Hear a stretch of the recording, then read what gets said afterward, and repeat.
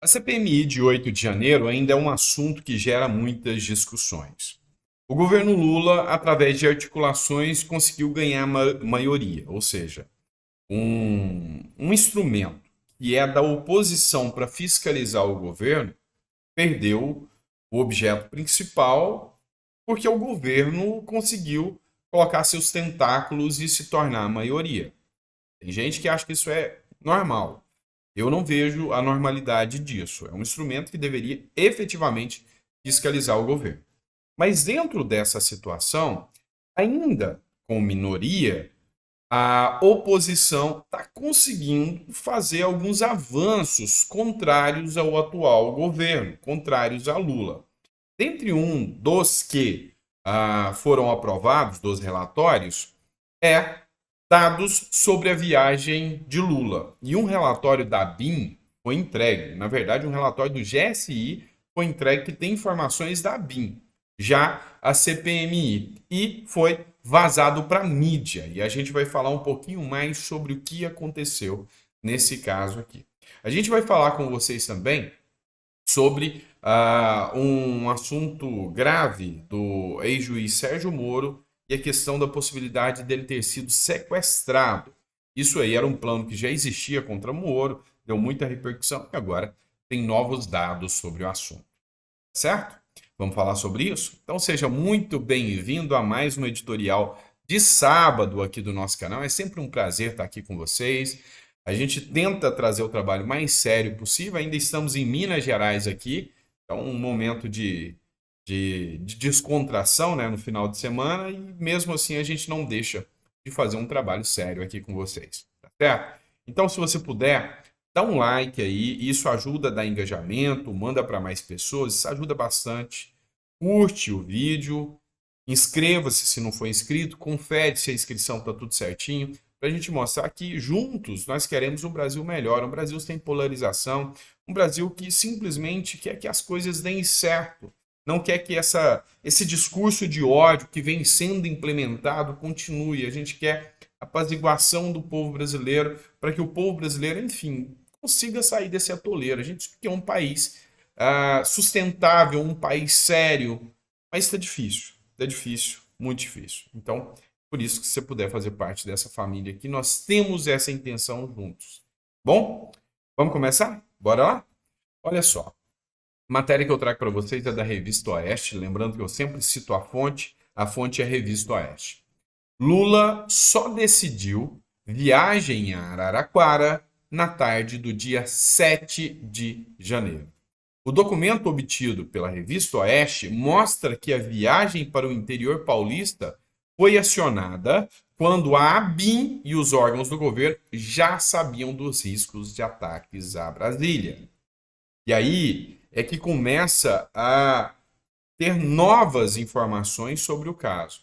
Porque Lula resolveu de última hora, sem agendamento, sem a agenda oficial do presidente constar, ele resolve ir para Araraquara, um reduto que é de um aliado seu, um aliado petista.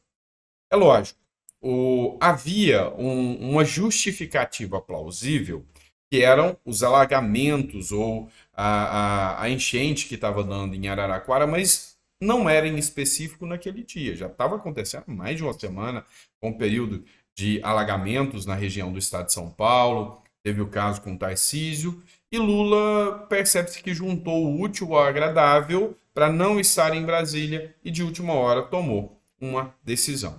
E é aqui que começa a levantar suspeitas sobre essa viagem. É o que diz a oposição. Isso que eu estou falando para vocês é o argumento da oposição em relação a Lula. E foi uma grande vitória da oposição. Olha só o que eles fizeram. Dentro da CPMI, vota-se os requerimentos em isolado ou em bloco. O que é isolado? Olha, a gente tem um requerimento aqui para convocar o Gonçalves Dias. Vamos votar esse requerimento? Esse é o isolado. Nós estamos votando o Gonçalves Dias. E aí, como ele dá ampla visibilidade e a oposição está em menor número e o governo em maior número, o governo votou para não chamar o Gonçalves Dias. para vocês entenderem. E aí tem o voto em bloco também. Como que é o voto em bloco? Olha, tem muita coisa aqui de menor importância. Vamos fazer o seguinte, vamos votar aqui 30 requerimentos, o requerimento do número tal ao número tal. Vamos votar tudo junto? Vamos votar esses aqui? Aí dá um tempo para essas pessoas lerem, para os deputados e senadores lerem. E se eles estiverem com preguiça, o que eles fazem? Não leem. E aí, o pessoal do governo não leu. A oposição veio e colocou lá dentro, ó, presidente, coloca esse também. E a base do governo, os petistas não leram. E aí foi aprovado essa informação, né, essa solicitação de informação do governo, passar as informações aqui sobre a viagem de Lula. Outro ponto que também é muita discussão e a oposição levanta muito e a minuta de intervenção do Distrito Federal?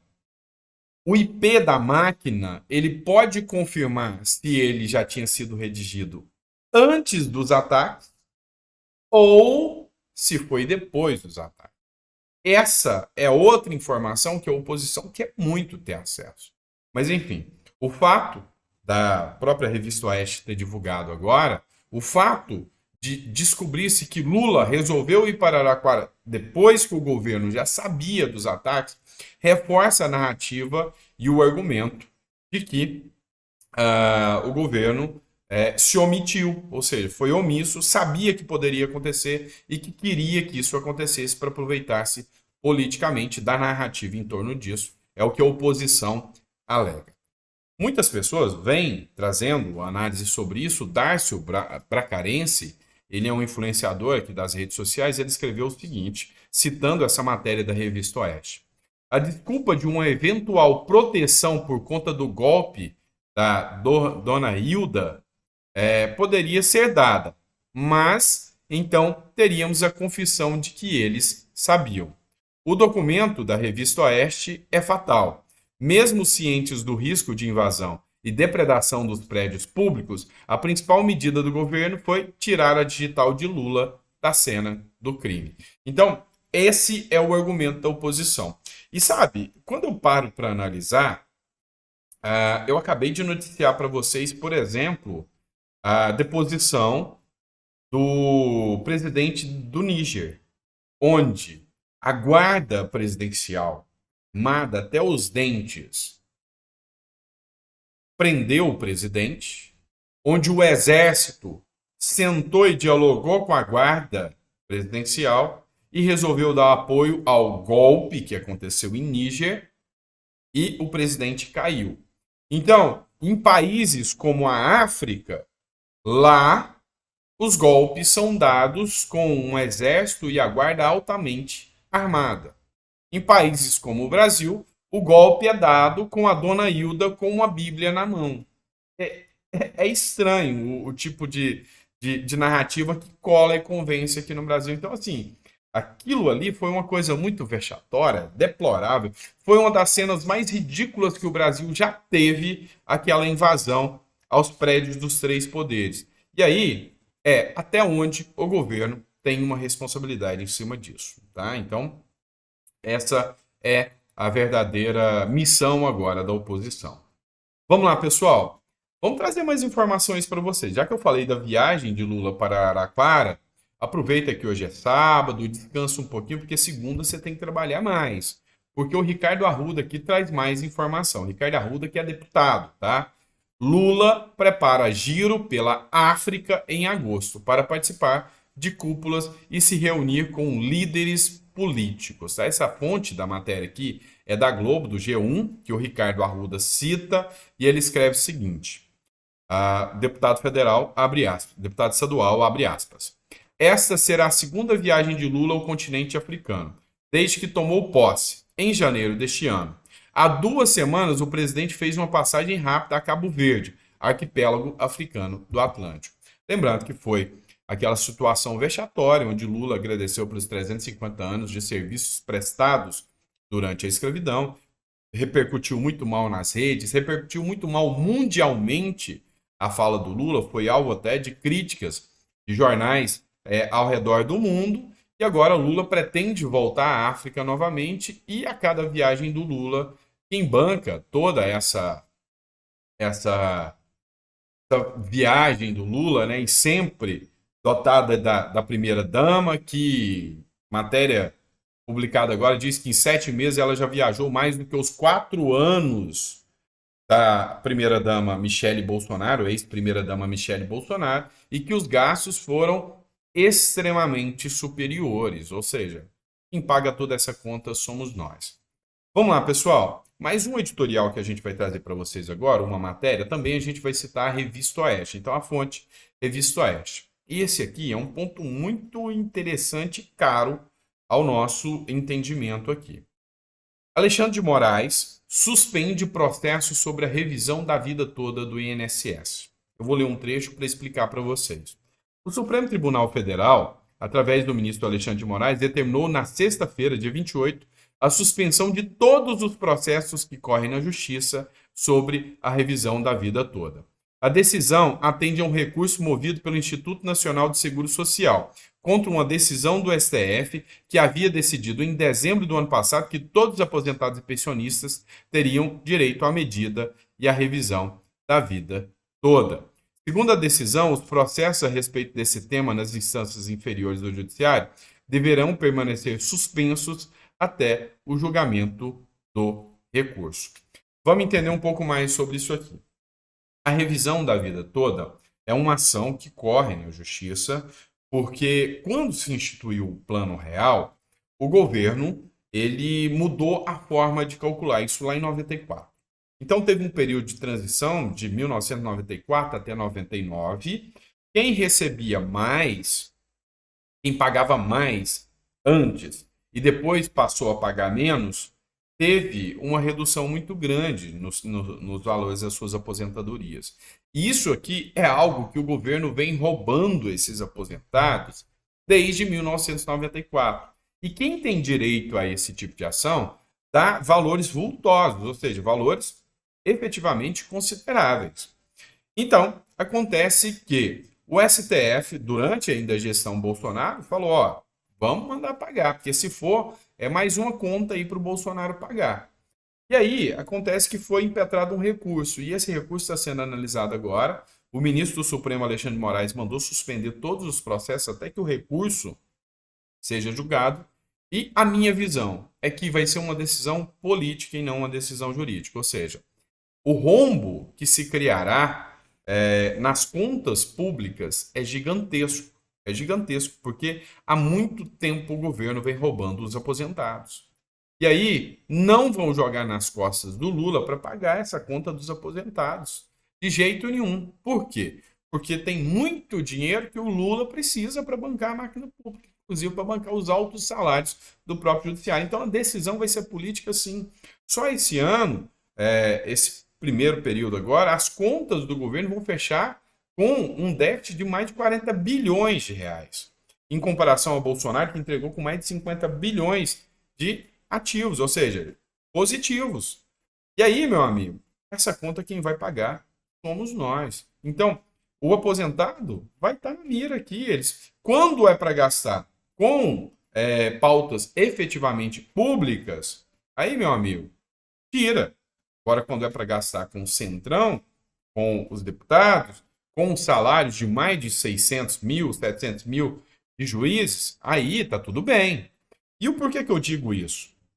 O governo acaba de liberar agora, deixar reservado, mais 10 bilhões do Centrão, para bancar cargos. Aumentou para 37 ministérios. O rombo dos cofres públicos, porque parece, quando você observa assim, parece que o Brasil está nadando em dinheiro. Eu vejo pessoas comemorando, principalmente petistas, nossa, o Brasil está indo bem demais, olha só quanto dinheiro está sobrando. Só que o que vocês não percebem é que o governo vai fechar em déficit. Não é que está sobrando, é que gastou mais. E se gastou mais, a gente fica devendo. O rombo aumenta. Lembra da Dilma, quando ela entregou? Um rombo gigantesco. E aí, o governo Lula, ao passo que libera mais dinheiro para a cultura, libera mais dinheiro para o Ministério da Cultura, libera mais dinheiro para o Centrão, ele faz o corte na veia. E adivinha onde teve redução de custos? Saúde e educação. Então, Meu amigo, abra sua mente, pesquise mais, estude um pouco mais para você entender tudo isso que está acontecendo. Vamos falar um pouco agora da primeira-dama, a fonte da matéria é Conexão Política. Janja repreende internautas que cobram aumento no piso da enfermagem. A primeira-dama, Janja Lula da Silva, repreendeu na quinta-feira, dia 27, internautas que cobraram o governo federal pelo pagamento do piso da enfermagem. Segundo ela, muitas pessoas buscam semear o ódio e a discórdia. A declaração foi feita durante a transmissão ao vivo no Instagram. O que aconteceu? A Janja estava ao vivo no Instagram, fazendo as lives, né, que tanto ela quanto o Lula estão fazendo aí muito. E aí, a galera da enfermagem começou a fazer aquilo que eles já faziam desde a época e da gestão Bolsonaro. Eu mesmo, quando foi aprovado o piso da enfermagem, eu ainda estava em Brasília. Eu estava lá em Brasília com um grupo de enfermeiros, com o delegado Antônio Furtado. A gente atuou muito com o deputado delegado Antônio Furtado em várias pautas importantes. E quando foi aprovado, eu estava lá dentro, tem até vídeo aqui, eu estava dentro do plenário conversando com o Sanderson na hora da aprovação do piso da enfermagem. Isso aí aconteceu ainda na gestão Bolsonaro. E aí, agora eles começaram a cobrar, porque o Lula prometeu que ia dar incentivos à saúde e não está dando.